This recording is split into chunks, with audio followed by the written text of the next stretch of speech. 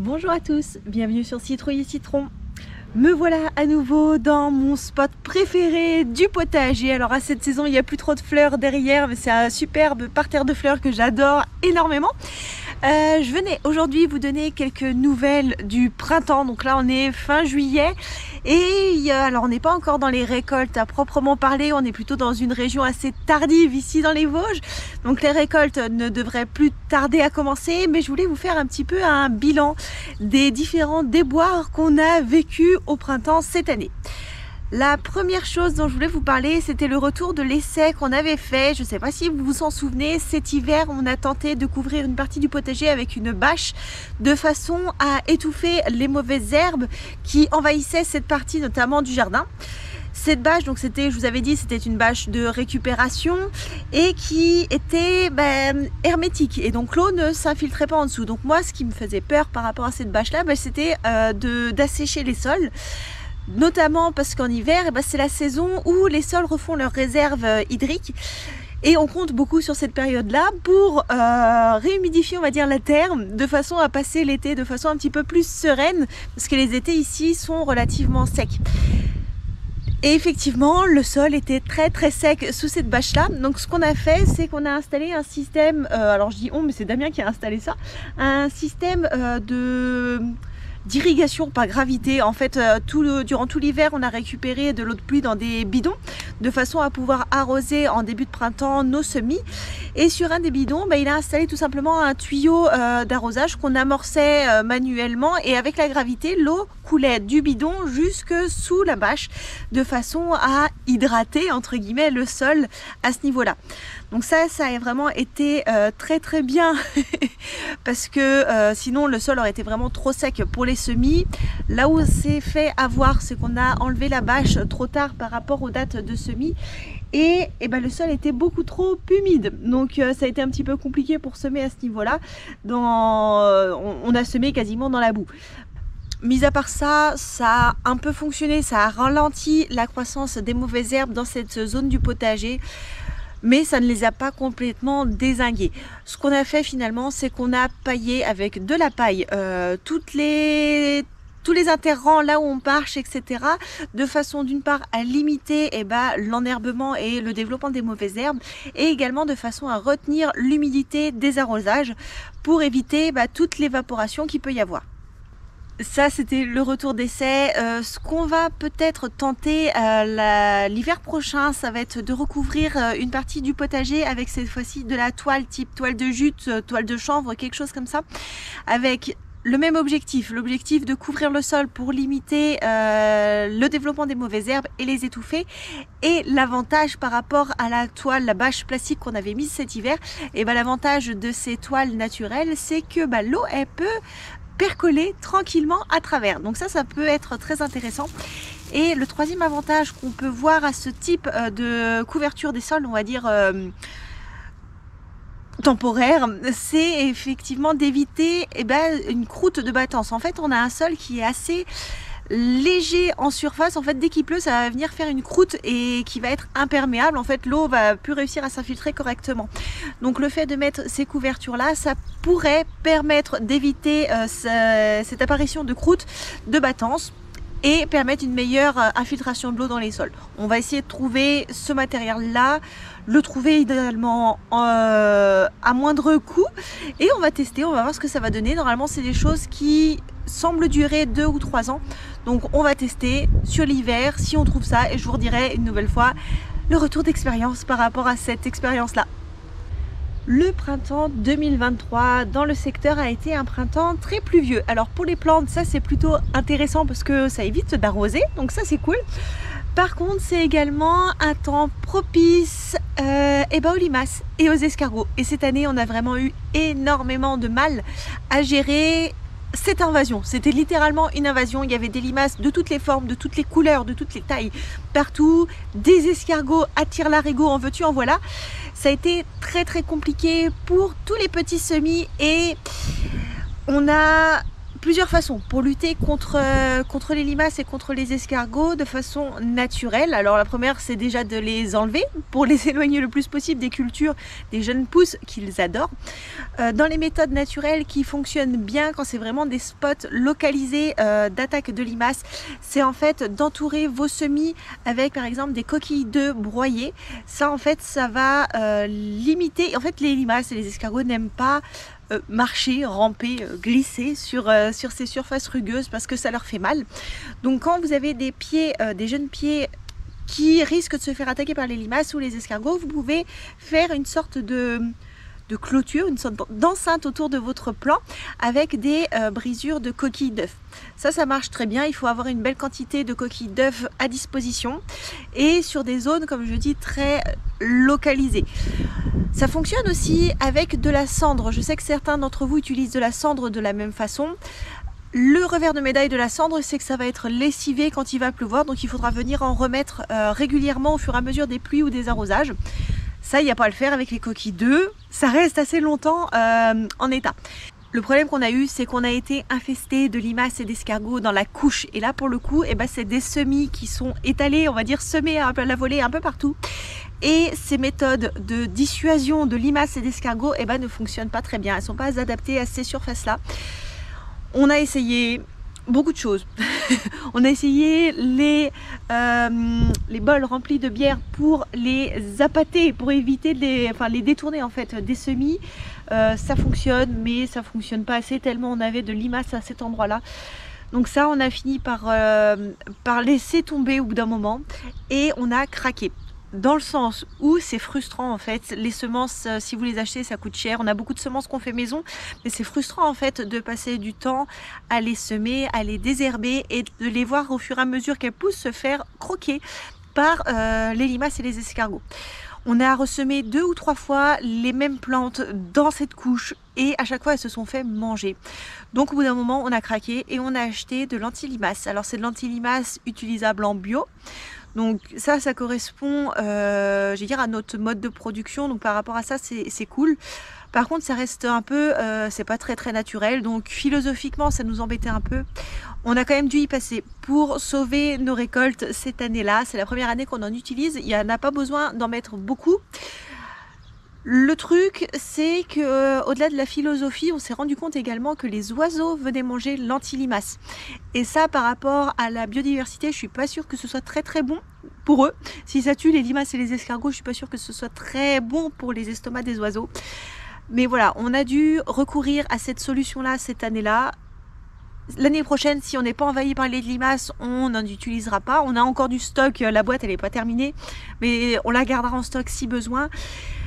Mais des fois, voilà, il faut se rendre à l'évidence. Quand toutes les solutions 100% naturelles ne fonctionnent pas, s'il y a besoin, si vous voulez récolter quelque chose, des fois, il faut passer la vitesse supérieure dans la lutte. C'est ce qu'on a dû faire cette année-ci. Et on n'en est pas fiers. Pour le coup, voilà, je voulais être franche avec vous, on a dû utiliser ces petits granules-là cette année. Pourquoi est-ce qu'on n'aime pas les utiliser en plus de ça? De l'autre part, par rapport, voilà, d'un côté il y a les oiseaux qui les mangent, de l'autre côté il y a également, ça se dissout avec l'eau de pluie, avec les arrosages et ça reste du sulfate, des produits comme ça qui vont se retrouver dans l'eau, qui va percoler dans les sols et on se dit c'est peut-être pas le but non plus qu'on... Voilà, ça a trouvé le bon compromis entre la frustration des plantes qui se font manger, le besoin de récolter des fruits et des légumes du potager et le maintien de la biodiversité et le maintien de la qualité de l'eau. Voilà les petites nouvelles par rapport aux limaces et aux escargots. Deuxième ravageur qui nous a bien embêtés au printemps, toujours dans la couche. Cette couche, je ne sais pas ce qu'elle a, mais elle plaît à beaucoup de monde. On avait fait pas mal de semis de panais qu'on a dû recommencer 2 ou 3 fois, ça levait. Pour le coup, les limaces n'y allaient pas. Et par contre, on voyait les pieds qui commençaient à végéter quand ils faisaient aller 3-4 cm de hauteur. Ça végétait, puis ça finissait par crever tranquillement. C'était pas les limaces les responsables, c'était pas les escargots les responsables. Et ce qui était rigolo, entre guillemets, c'est que ces plants qui végétaient étaient vraiment localisés sur 1 mètre carré de la couche. C'était très localisé. Et ça correspondait à l'endroit dans lequel on avait déjà eu des soucis de levée l'année dernière. Dans cet endroit-là, on avait ressorti des grosses larves blanches qui faisaient, je ne cette taille-là, à peu près 2 cm à peu près de longueur. Vous aviez été nombreux à me dire que c'était pas d'inquiétude, c'était des cétoines. Alors j'avais regardé sur internet, faire la différence entre des cétoines et des hannetons, c'est très compliqué, ça se ressemble énormément, c'est des grosses larves gluantes blanches. Et en fait, les cétoines, vous m'aviez dit, bah, pas d'inquiétude, laisse-les dans la couche, de toute façon ça mange que de la matière organique. C'est vrai, les cétoines mangent que de la matière organique, c'est sympa comme bestiole. Et ce printemps on s'est dit, mince, c'est bizarre quand même que toutes ces larves blanches qui ne mangent que de la matière organique, ça correspond à l'endroit où nos plants piétine, c'est le cas de le dire. Pour le coup, on n'a rien réussi à faire lever dans ce mètre carré là de la couche. Et j'ai discuté avec une amie qui est maraîchère et cette amie m'a dit, eh ben en fait tu sais quoi, les cétoines et les hannetons, visuellement tu peux pas voir la différence. La seule astuce pour reconnaître l'un de l'autre, c'est en fait de prendre ce gros asticot là, de le mettre dans ta main, dans ta paume de main, tu laisses la main à plat et tu regardes ce que fait la larve. Si elle reste tranquille, toute droite et qu'elle chatouille la paume de la main, c'est que c'est une cétoine. Dans ce cas, il n'y a pas de souci. La cétoine, effectivement, ça mange que de la matière organique. C'est pas elle qui va bouffer tes plants. Par contre, si c'est une larve de hanneton, dans ta main, elle va se mettre en boule. Elle va entre guillemets, se refermer par elle-même. Là, elle va se mettre en boule comme un chat dans son panier. Si elle fait ça, c'est que c'est une larve de hanneton. Et les larves de hanneton, ça mange les plantes vivantes. Et clairement, je vous confirme que dans notre couche, ce sont des larves de hanneton. Donc ça, c'est la petite astuce si vous voulez reconnaître entre des cétoines ou des hannetons. Ça fonctionne chez nous. C'est une maraîchère qui me l'a dit. Alors allez-y, mettez-la dans votre main et regardez ce que ça fait. Si c'est des larves de hanneton, eh ben, il n'y a plus qu'à les écraser, à vous en débarrasser. Si c'est des larves de cétoine, laissez-les tranquilles. Elles font leur petite vie tranquillement pour décomposer la matière organique. Voilà, ça c'était les deuxième, troisième ravageurs. Donc escargots, limaces, hannetons qu'on a eu au printemps qui nous ont bien embêtés dans nos semis. Une fois que les semis, on a réussi à gérer le problème de ces 3 ravageurs, on les a repiqués dans notre potager. Ça a plutôt bien levé, mis à part les petits pois où on ne sait pas forcément trop ce qui s'est passé. Ils ont bien levé on les a semés en direct dans le potager, ils ont bien levé jusqu'à ce qu'ils fassent 5 cm de hauteur. Et après ils ont végété, ils sont restés à la même hauteur, ils sont restés jaunes. Alors est-ce qu'ils ont eu trop chaud parce que le mois de juin a été très chaud et très sec. On a arrosé, hein, cette année on s'est pas fait avoir, on a arrosé régulièrement le potager. Mais ça a végété et en petits pois on n'a rien récolté sur la première récolte qui aurait dû avoir. On a ressemé, on verra bien sur la deuxième partie de saison si on arrive à faire quelque chose. Tout le reste est en train de se développer très tranquillement. Dans le même genre que les petits pois, les maïs ont eu vraiment beaucoup de mal. Et ça c'est typique de toute la région, j'allais dire même les agriculteurs à proprement parler. Cette année 2023, ils n'ont pas des maïs très beaux. Trop chaud, trop sec. Voilà, pour résumer la situation. Le reste du potager se développe tranquillement, doucement mais sûrement. Deuxième salle, deuxième ambiance. Blague à part, je me suis rendu compte en faisant le montage de la vidéo qu'une partie du film avait été supprimée, a disparu, je ne sais pas. J'allais vous parler du dernier ravageur qui a attaqué notre jardin, notre potager au printemps. Et j'ai des soupçons, je pense que ce sont ces mêmes ravageurs-là qui ont dézingué le film, la deuxième partie de la vidéo. En fait, on a eu un petit accident dans le potager qui n'a pas aidé par rapport aux ravageurs précédents. Avec la sécheresse qu'il y a eu tout au long du mois de juin, les piliers qui retiennent la porte du parc des chèvres ont bougé. En fait, la terre s'est rétractée, donc les piliers se sont écartés et les biquettes ont réussi à ouvrir la porte de leur enclos. Elles ont passé la meilleure journée de leur vie, très certainement, dans le potager. Elles ont croqué un paquet de trucs, donc finalement, on n'a pas eu de framboises cette année parce qu'elles ont croqué tous les framboisiers. Ça, à la limite, c'est pas forcément gênant à proprement parler puisque les framboisiers, c'est des plantes qui se multiplient assez rapidement toutes seules. Ça peut être même limite envahissant parfois. Donc les framboisiers capotent pour 2023, ça repartira un peu plus tard pour l'année prochaine si les monstres ne s'échappent pas à nouveau. De la même façon, elles ont croqué les fraisiers et les fraises qui étaient dessus. Là, c'est un peu plus embêtant, mais les fraisiers, ça peut se multiplier de façon naturelle. On en parlera dans une prochaine vidéo, justement, de la multiplication des plants du jardin à moindre coût. Toujours est-il qu'on avait quand même, pour renouveler les fraisiers, on avait acheté des nouveaux pieds cette année, quelques-uns, et ils n'ont pas très bonne mine. Donc ça a été croqué. Elles ont également croqué quelques blettes, quelques morceaux de pied d'oseille. Une nouvelle fois, ça c'est pas très grave, ça va vite à reprendre un peu du volume.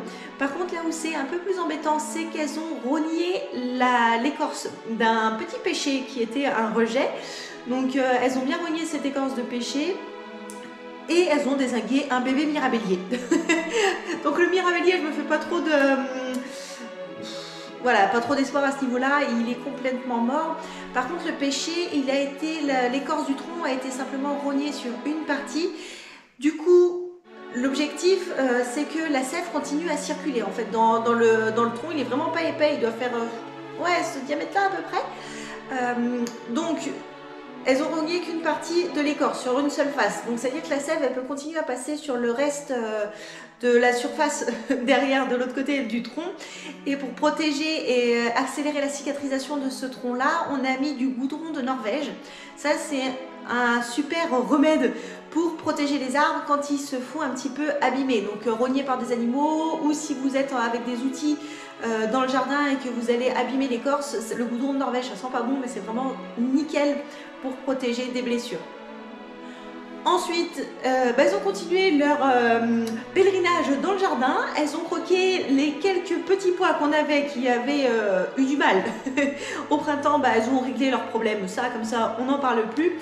Et également, dans les plantes qu'elles ont abîmées, elles ont croqué des maïs. Déjà, pareil, qui n'étaient pas exceptionnels cette année, elles en ont croqué quelques-uns.